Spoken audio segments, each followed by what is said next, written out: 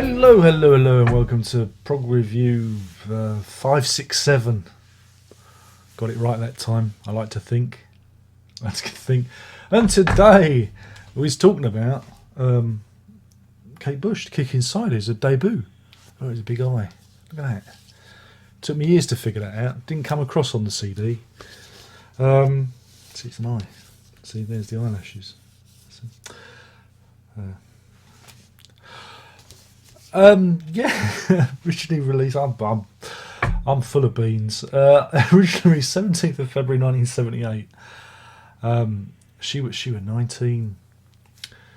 Though some of the songs were written when she was a child, man with a child in her eyes. When she was like 12, 13 and that.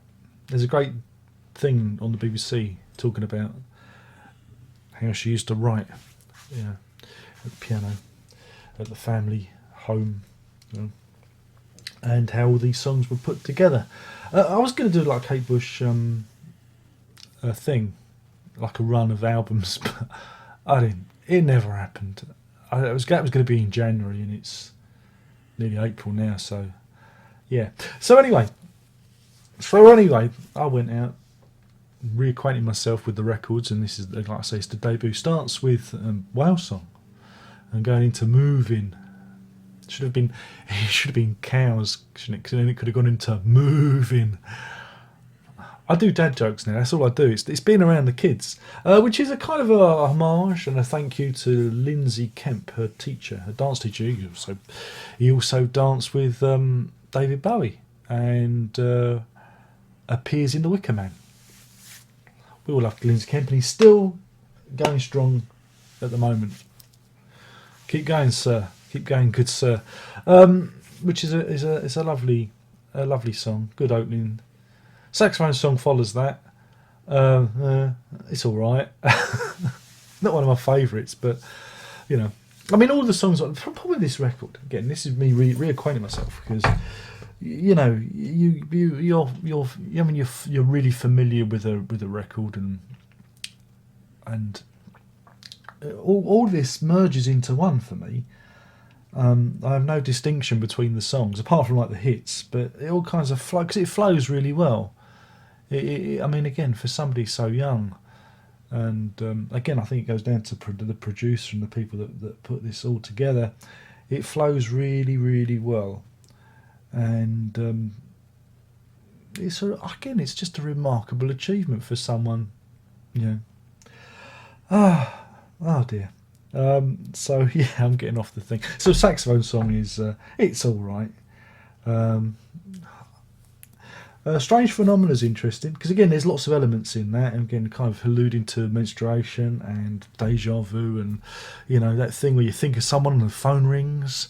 So you've got this kind of mysticism coming in to the album, which is again, I think that's something that when you're young, you kind of have a belief in that, and it's only when the wheels of the world crush your spirit that you go, a load of old rubbish. Horoscopes, who believes that nonsense? Yeah.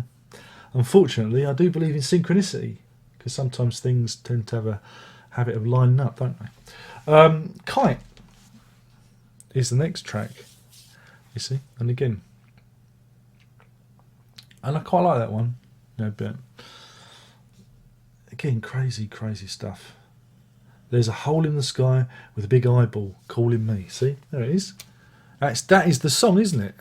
See, it's taken me years to figure that out. I wasn't paying attention. No, I was really. I'm just playing the goat, and I like that song. It's a nice, bright and breezy song. A diamond kite and a diamond night. Again, there's just a way with lyrics that you don't get, and then of course you get you get two amazingly strong songs back to back. The Man with the Child in His Eyes, which is about first love, which was that music journalist fella. You can go and find his name. He used to be on the TV a lot in the 90s, late 80s and 90s. And again, it's just a haunting track. And then we're going to Wuthering Heights, which again, if you hear that, it's just absolutely bizarre. It's the most bizarre song ever, and the fact that it was ever a hit, it's just it's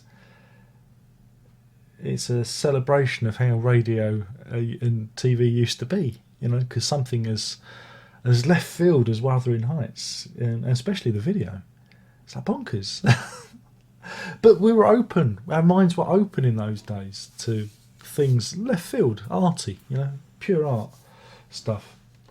So yeah, and it's all about Wuthering Heights, which is she makes a book into a song. Now, if only she'd have done that with Tale of Two Cities, that would have been good, wouldn't it? We flip it over. James and the Cold Gun. Again, it's all right. The B side of this is again the songs tend to flow into each other. Again, makes it sound like I've not listened to the record. They just flow into each other. But no, this is the thing. I'm so comfortable with the record. It's very hard to me to dissect it thusly. But yeah, again, you've got lots of like Feel It, which is can you feel it? No, it's not that kind of. It's about feeling it. You know what I mean? Can you feel it? That's what she said. That's all I'm going to say. And then we talk about there's songs about love and l'amour. There's very love, both physical and of the mind and of the spirit is on the second side with those three songs: Feel It, Oh to Be Loved, and L'amour Looks Something Like You. And then we get Them Heavy People, which again is another tribute to the people that she's kind of been influenced by. Again, we do that with Moving and Lindsay Kemp, and it's the same with Them Heavy People. And it's again, you meet people in your life who say how to turn you on to certain things and say, hey, have you tried this? Have you thought that?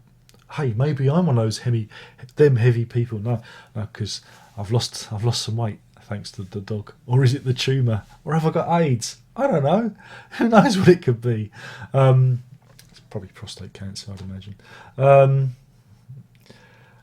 But yeah, it's rolling the ball. I just think of Alan Partridge now. That's the only problem whenever I hear the song. You ruined it for me, Coogan. And again, it's what you get from this, and it's very very odd in the sphere of rock, is women writing about being women and women's things. Feeling the world as a woman. Do we have to go there? So you have to kind of get in touch with your feminine side. Room for Life and The Kick Inside is another thing. She uses the word chintz in a lyric. That's just amazing, isn't it? So yeah, I mean, it's an absolutely astounding work, and even though some of the tracks on here I wouldn't say I'm a great fan of, it's the whole, the whole thing, the sum being greater of the parts, if you know what I mean. It's the soup and the ingredients in that soup, and it's such a strong debut. And the fact that she was so young when she put it together is just absolutely astounding. And again, I can understand why she's not for everyone, because of the voice and the phrasing of things and that, and go very English. And remember, we've got David Gilmour. It's all his fault. See, many thanks to Dave Gilmour. He's Dave Gilmour there back in the day. Dave Gilmour. He's the one that kind of pushed for her to to move forward with EMI. So. But it's not him doing the solo on Wuthering Heights. Oh no, that's a misnomer. But yeah, I do implore you to give it a chance, to get in touch, to feel your feminine side, and to give it a go. Because we all love a bit of Bush, don't we? Who doesn't? So many jokes, so little time. But yeah, I think it's just a great record, and it's just a great record. So again, it's from a different time, and that's what you get from it. And it's not that it's dated or it's aged in any way. I think the production stands up well. I just think it's people took chances. Record companies did take chances and invest in their artists. And again, this is somebody who was invested in by the music industry, and now that's gone. That's gone now, unfortunately. So you have to kind of invest in yourself. So yeah, it's kind of a throwback to a different age where, you know, chances were taken, and sometimes and they paid off. In this case, they paid off, and that's why we got those amazing, marvelous records afterwards. And yeah, so anyway, that's it. In terms of rating, it gets 5 men with the child in his eyes out of 5. That's 5 men with the child in his eyes out of 5. It has to, doesn't it? What kind of person would I be to give it any less than that? Yeah, I mean, it's just, again, it's the a whole lot of shaking going on. No, it's an old head on a young shoulders is the expression, and that's what you get here. Lots of experience via inexperience, and I don't know how that works out, because when I was that age, I don't know. I can't even remember, but yeah. So I've been talking about Kate Bush's The Kick Inside, which again, I think you should all give a go. Of course, go and listen to it on YouTube or Spotify or whatever it is that you people do, or download it. Shocking bunch of cheap bastards I'm cultivating here. And that, my friends, is the end of that. There's only one more thing to say. No, I've insulted every one of you, and that is prog on.